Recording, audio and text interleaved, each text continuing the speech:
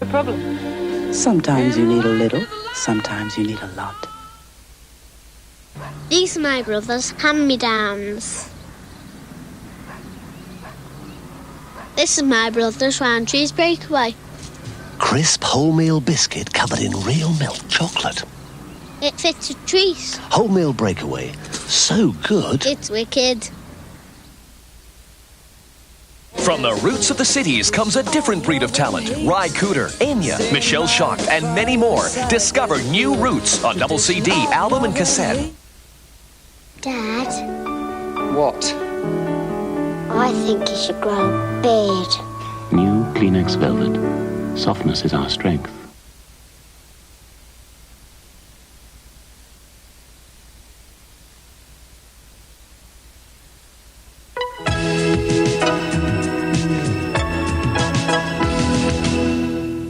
Hello again. Welcome back to After 9 and compatibility and love signs with Russell. And I suppose it's what everybody wants to know, isn't it, Russell? I mean, who is it that they most get on with and most don't get on with? That's right. So, shall we go through each of the star signs? And That's right. From Aries, perhaps we can do 6 this week and 6 next week. That's right, because next week we're doing our special week on singles, so it fits in quite well. So if we do, we'll do half the sun signs this week. So we start with Aries? Yes, Aries is a fire sign, and most books will obviously tell you get on with people of the same element. And Aries is very, very good with Leo and Sagittarius. There's a very good rapport going on there. But I think it's important to point out that when you actually have the whole chart done, you're looking for the positions of both Venus and Mars, which are the planets of what Venus is love and Mars is sex and Moon is emotion. So we're looking generally. I also like Aries very much with Gemini and Leo. There can be a tremendous sort of sparking off here. Sorry, Libra. Opposite signs often attract, and I believe that our opposite sign can often offer us what we don't have within ourselves. So I do like Aries and Libra, Aries being the I sign and Libra being the us or we sign, so they can often get on well together. When you say opposite, it's literally opposite the wheel of the Zodiac wheel, that's right, yes. So Aries is opposite to Libra, so I do like that combination. And what about worst? Should avoid? I don't really think there is a worse sign, because I always believe that you can get over any problems if you're aware of your partner's faults. I mean, let's move on to the next sign. There's a good example here. Taurus is the second sign of the zodiac. Its main problem tends to be being stubborn and obstinate. But if you're married to a Taurus and know they can be stubborn or obstinate, then you can get over that by perhaps being more compromising or letting them know in the sweetest possible way without sort of putting their back up. Then you'll find that Taurus being ruled by Venus can actually be putty in your hands. So it's knowing those negative traits can help you overcome them. So who would be particularly good for Taurus? I like Scorpio with Taurus. Very passionate, very sensual, very sexy. I mean, they'll probably never get out of bed at all. Probably still in there. Hiya. And, of course, you've got Virgo and Capricorn, the two earth signs that come with it. But don't forget Pisces and Cancer. Cancer and Taurus are the two security signs. Cancer wants emotional security, and Taurus likes material security, so they can find a bond with each other. What about Gemini? Gemini, right. Well, Gemini, of course, is not that keen on being in a fixed relationship because they like to be out and about and around.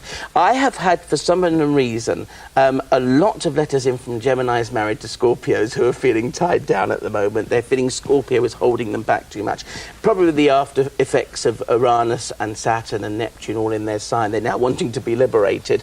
So Gemini, I think they must have a friendship as well as a deep, caring relationship. They're often called an insensitive sign, but they're not. It's just that you have difficulty in expressing their feelings at times, possibly in case it's thrown back in their face.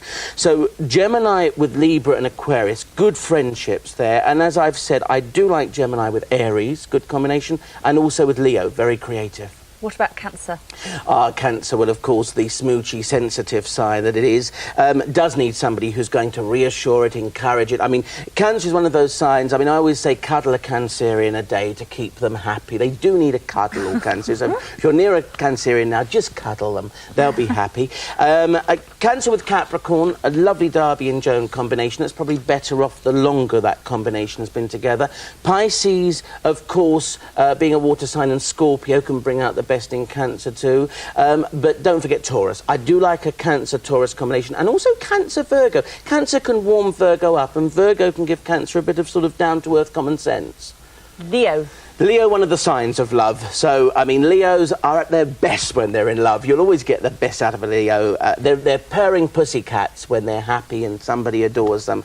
Aquarius is very good for them because Aquarius can perhaps cool their ardour and give them the platonic relationship they also need. So that can be quite nice. As long as they don't get too fixed, then egos will rub. But Aries and Sagittarius, of course, 2 fire signs. And also for Leo, we should look at Gemini and Libra. Libra being one of the other signs of love. And finally, Virgo. That's your one, isn't it? Well, Pisces is superb for Virgo because it's the opposite signs. Virgo can be a little bit sort of prim and proper.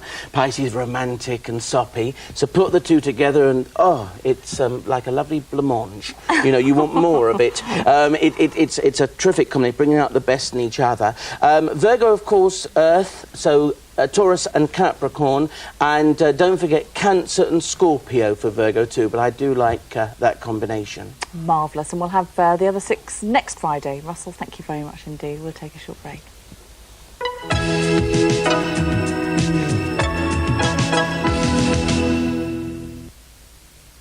DuPont developed Antron Stainmaster Carpet. Even if a stain like this soaks in for hours, it's a memory in minutes. Antron Stainmaster Carpet. Even dried-in stains come out.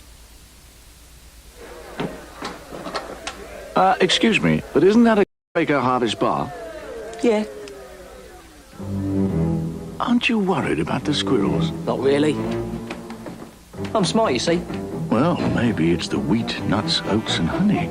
But what those squirrels won't do for a Quaker Harvest bar. I know. Sad, isn't it?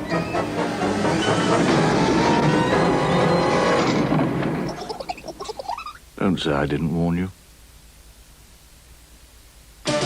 There's a bright new look to Woman. There's more to read than ever before. New improved Woman, out now. What's that then? It's a cough medicine. Don't they make you sleepy? This one doesn't. Robitussin. When it starts acting, it won't affect your performance.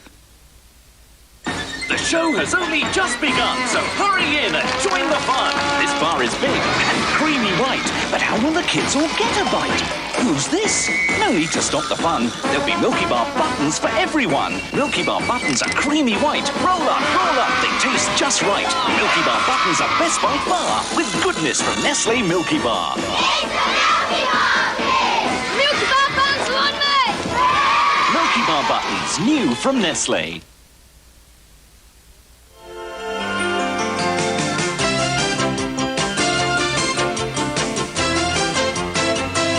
Join Anne Diamond this Sunday morning on tvam. Every week Anne will be talking to the people in the news and meeting those about to make it. There'll be reports from our correspondents at home and abroad and a smile or two along the way.